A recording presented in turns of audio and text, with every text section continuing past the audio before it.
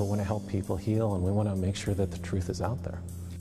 The Catholic Diocese of San Diego releases the names of 8 more priests accused of sexual abuse and asks for any unknown victims to come forward. A San Diego neighborhood is looking for a makeover and is embracing big changes other communities are rallying against. And powerful winds and drenching rain from Hurricane Florence swamped North and South Carolina, trapping hundreds in flooded homes and killing at least 4. KPBS Evening Edition starts right now.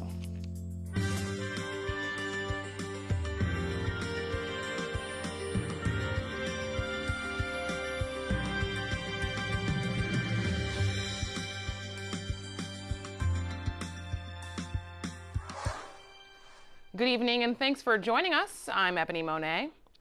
San Diego's Catholic Diocese has released the names of 8 more priests accused of sexual abuse. KPBS reporter Priya Sridhar spoke with the diocese about this news. As scandal has rocked the Catholic Church around the world, here in San Diego, the diocese released a new list of 8 priests accused of sexual abuse. These 8 names are in addition to a list of 144 priests who were exposed back in 2007 when the diocese settled claims for almost $200 million. These are all situations where people were victimized in the past, sometimes 20, 30, 40 years in the past. Some of the names weren't published earlier because they didn't have a court case around them. Of the 8 priests whose names were released today, the diocese says 5 have died.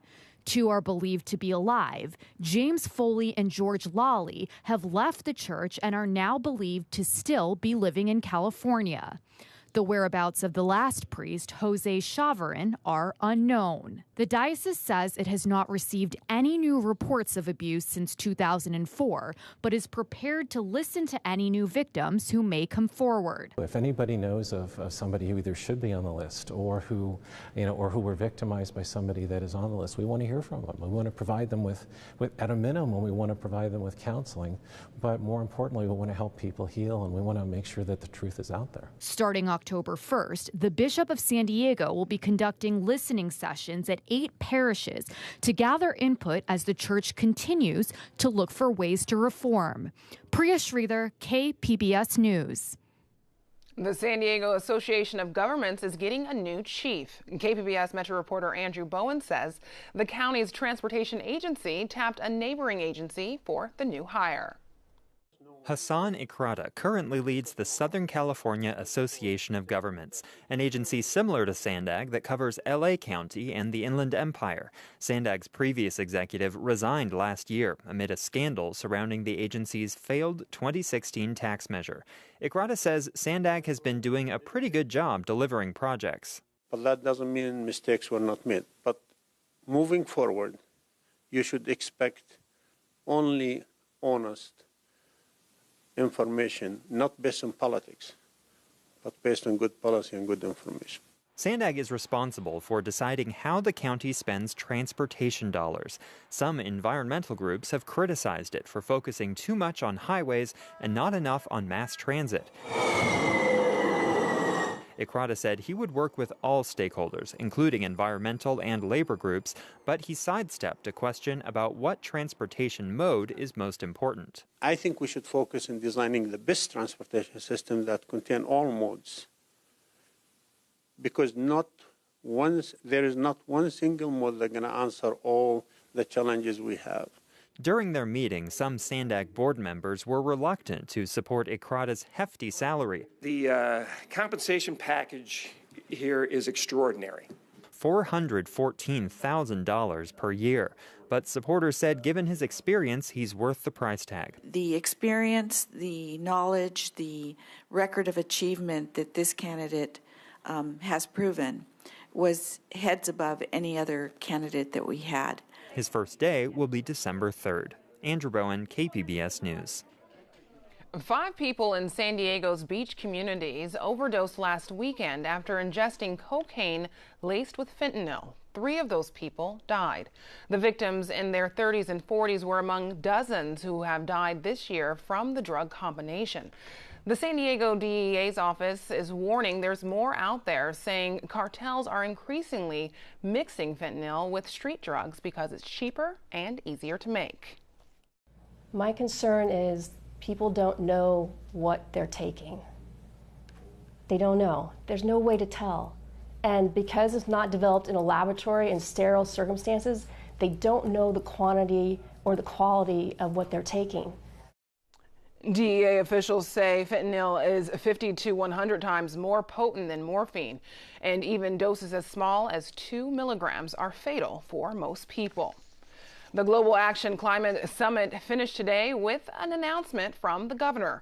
Not to be outdone by President Trump's Space Force, Governor Brown announced California is also going to space to learn more about the global threat of climate change. So we're going to launch our own satellite, our own damn satellite, to figure out where the pollution is and how we're going to end it with great precision. Brown says state officials will work with a San Francisco-based company on the satellite, but no state money will be spent directly on its development. When you think of San Diego's Midway district, you may picture traffic jams and strip clubs, but the community is looking to change that. KPBS Metro reporter Andrew Bowen says to do it, it's embracing 2 things other neighborhoods are fighting: housing density and taller buildings.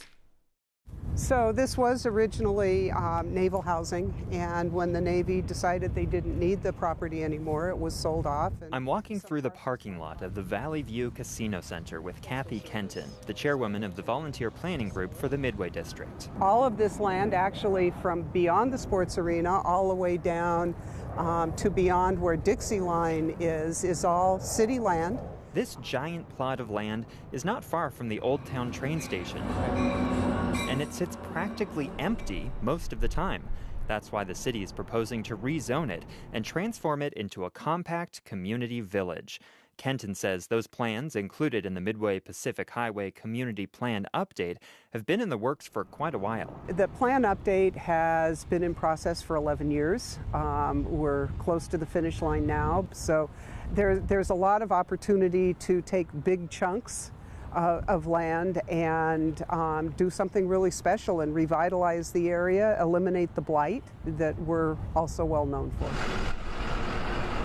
That blight includes strip clubs and big industrial yards.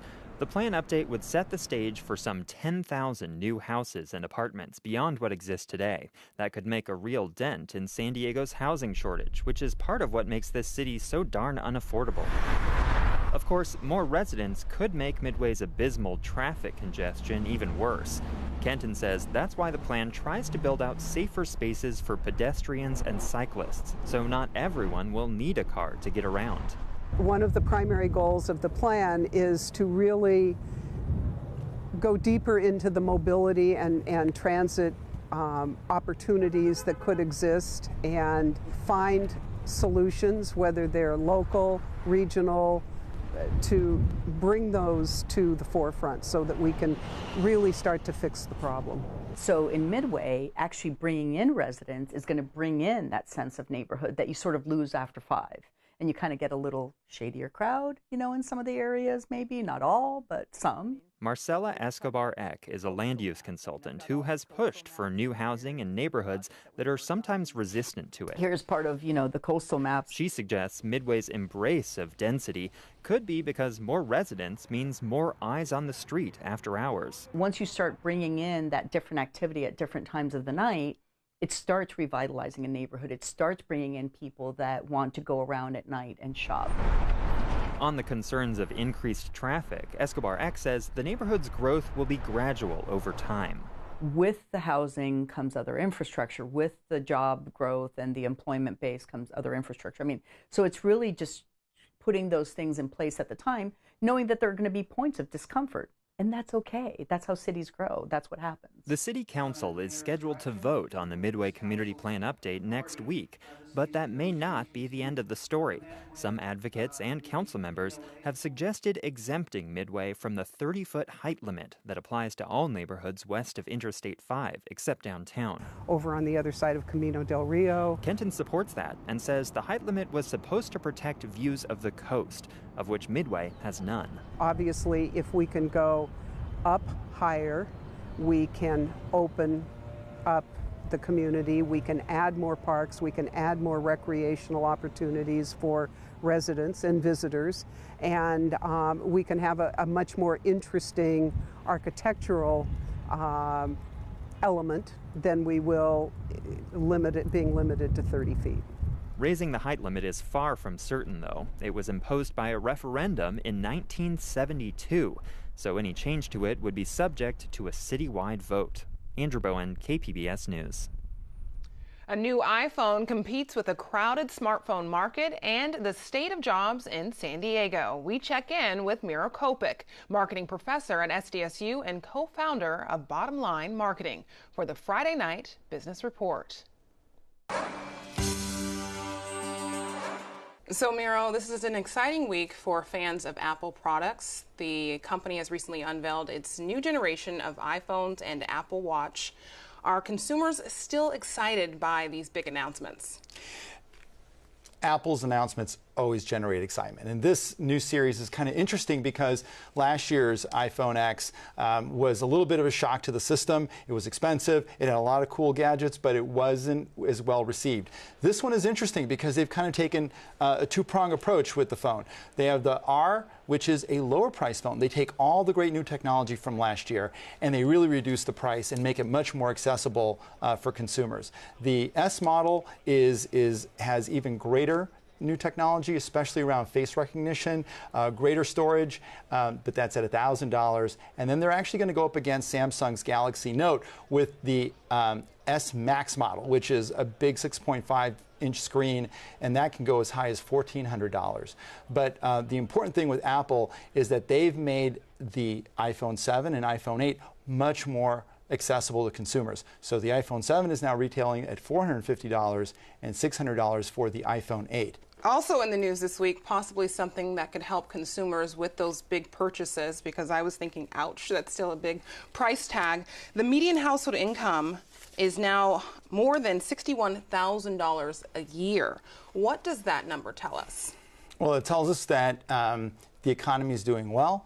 The labor market is very tight. What's been happening is that we're kind of just reaching the peak that we reached in 1999, where median income was close to $60,000, and then again in 2007. And the concern is that during both those times, immediately after we had the dot-com bust in 2000, 2001, and we had the Great Recession in 2008. And Miro, these numbers come as we faced a shortage of workers, specifically skilled workers, not only here in San Diego, but nationwide. There are millions of positions left unfilled. There is a local campaign working to address that need. But in the meantime, what does that mean for projects such as the recently announced expansion of Amazon here in San Diego? The issue that we have in San Diego in traditional technology is that after the dot-com bust, traditional technology really kind of stagnated. We don't have a strong venture capital community like they do up in Silicon Valley, and we've had a lot of success in the biotech community, and they hire a lot of technology workers, but the initiative with Amazon in particular, targeting 300 new additional engineers. The Horton Plaza acquisition by the private equity group, that they're going to convert this into a high-tech campus with 4,000 jobs.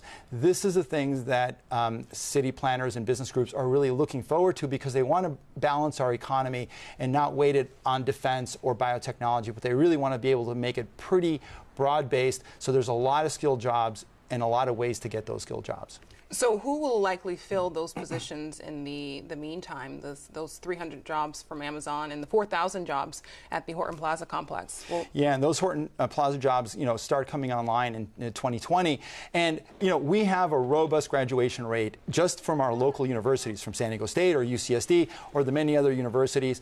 because San Diego, compared to the Bay Area, is much less expensive, we might be able to recruit some folks from the Bay Area. But the important thing is, how do we really get and tap into our local resources? And a lot of leaders have looked at how do we look at junior college programs or high school technology programs to really diversify the workforce. Right now, most of that high-tech workforce is Caucasian or Asian, and they're looking to expand that penetration of Hispanics and African Americans in that space. And those efforts to really tap into our junior colleges and even our high schools is very worthy. Very interesting. Mayor Kopik, SDSU Marketing Lecturer, thank you so much for joining us. Thank you. I'm Judy Woodruff. Tonight on the NewsHour, we are on the ground as Florence lashes the Carolinas with high winds, storm surges, and heavy rains. Coming up at 7 after Evening Edition on KPBS.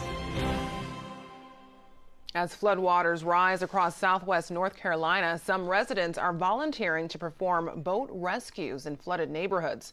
Forecasters warn the storm could dump 1 to 3 feet of rain and trigger flooding well inland over the next few days. Here in San Diego, no sign of rain. Dajia Swad has the forecast. Satellite and radar showing us not much happening here across California. We're going to remain in a pretty dry pattern through much of your extended forecast. Tonight, we're dropping down to 61 in Oceanside. If you're out towards Borrego Springs, cooling down to 72 degrees and 57 for Mount Laguna. And here in San Diego, a low of 69, partly cloudy skies. And we're going to notice those coastal clouds kind of saying goodbye to the overnight hours for a period of time.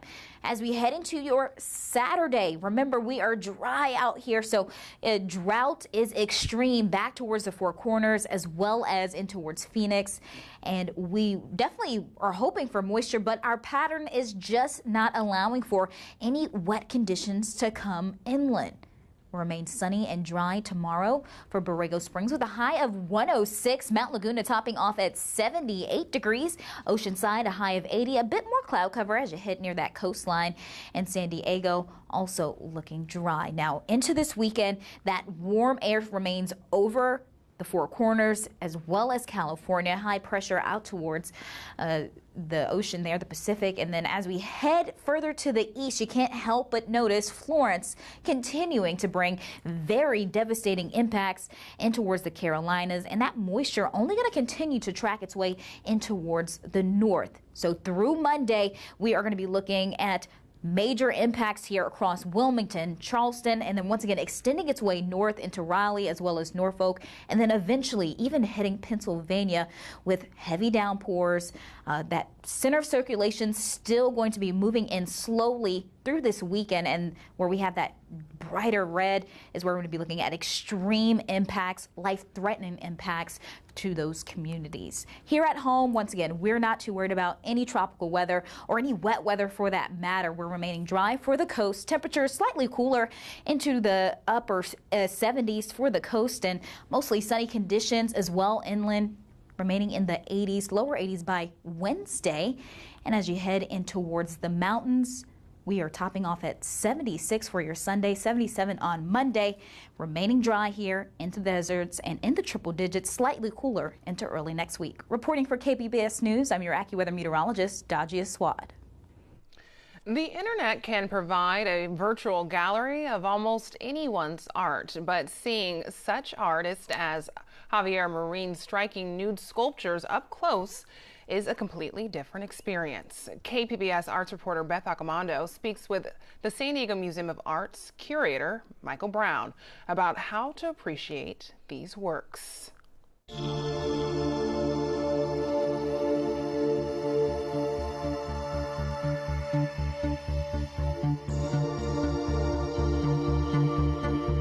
Sculpture exists in 3 dimensions and is best experienced face-to-face, especially when the works are the towering, tortured, and beautiful sculptures of Mexico's Xavier Marine. It's certainly a much different experience to appreciate these works of art in person than to, say, look on the artist's website or on different media, and where you don't get a sense of the scale and the richness of the material. When I'm standing here looking at the polyester resin, and the natural light from the north is coming through the window at the top of the stairs, and it's changing the translucent color of various parts of these sculptures.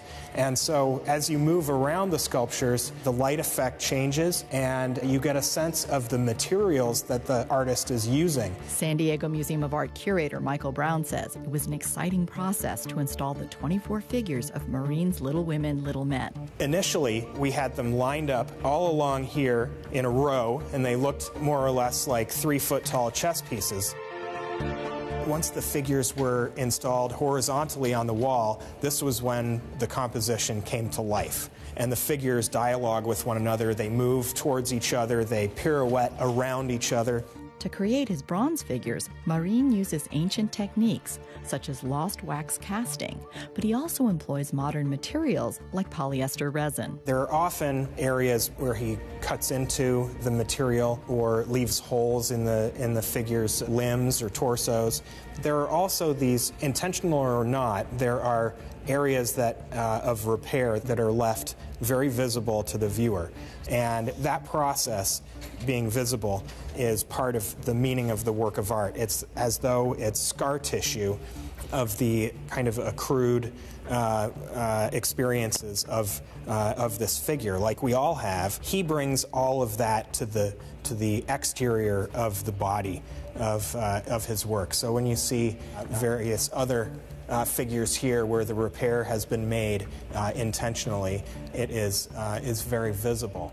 The artist talks about the importance of humanity. Basically, that is the general philosophy behind his work, which is the overarching idea of humanity. We're made up of individuals, but we are in it together. This work is called Group L1012, and it is a panel of polyester resin with various pieces attached to the panel using iron wire. The choice of iron wire and where the artist places it adds a tortured quality to the powerful figures in his sculptures. Here we are in the rotunda of the museum with the final installation of Xavier Marine's sculpture. This is Sin Titulo, or Untitled, numbers 1, 2, and 6. You can see that the figures are made up of different parts, and some of the anatomy has been broken down and then put back together. And these other figures upside down on the shoulders and heads of the figures are also attached using iron wire. And all of this allows the viewer to see the process by which the artist and his team of technicians assembles these works. And that's part of what the artist intends. He's intending us to be able to see the material and to see inside the works of art themselves. These experiences allow the viewer to become a part of the work of art. And so it becomes immersive when we are able to occupy the same space as these works of art and literally see inside them. If you haven't been to the San Diego Museum of Art recently, this free exhibit provides the perfect reason for making a trip and immersing yourself in art. Beth Accomando, KPBS News. The exhibit of sculptures by Mexico's Xavier Marine will be on display at the San Diego Museum of Art's free galleries through March of next year. Getting to know people and places in San Diego and Imperial County is what the KPBS Explorer project is all about. We traveled to 5 communities to find out what makes them so special. Tonight, we visit Calexico. Here's the latest from our series, Where I Come From. When I was little, I used to think that everyone had like a wall next to them, because I used to cross when I was little back and forth, and I thought everyone could do that.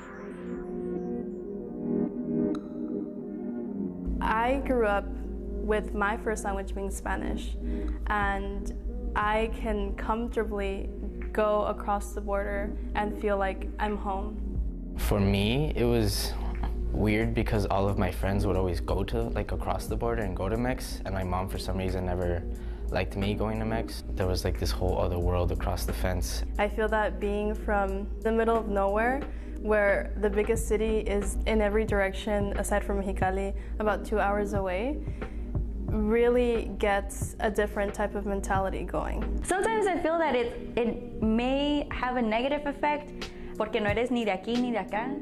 People from Mexicali think that you're white, and people from this side of the border think that you're really beaner. So it's kind of difficult to really find yourself, but because I'm not trying to identify with Mexicali, I'm not trying to identify with the United States, I'm just trying to identify with my community. I had a lady come that came into the valley from the other side of the United States, and I took her to Mexicali to have dinner. And it was amazing, her question. She saw the fence and she said, well, there's already a fence here. No, but they want it higher and they want something different. And she was like in shock. When it comes to having an actual border, of course it is important. Of course, in a perfect world, we shouldn't have it, but it is important. And then her question was, where are the terrorists? I said, what? Yeah, well, somebody, and we all know who, claims that the terrorists are right in the border waiting to jump in. And I said, no, I haven't seen any terrorists yet here in Mexicali. It's tough to know that there's a wall dividing us and there's certain things that we would like to make it easier for other people. And another thing that sucks is making 3-hour lines is just horrible. I feel that a border doesn't define us. Like, that's not who we are. I feel that people that are from here are very borderless. You can find tonight's stories on our website, kpbs.org/evening edition. Thanks for joining us. Have a great night.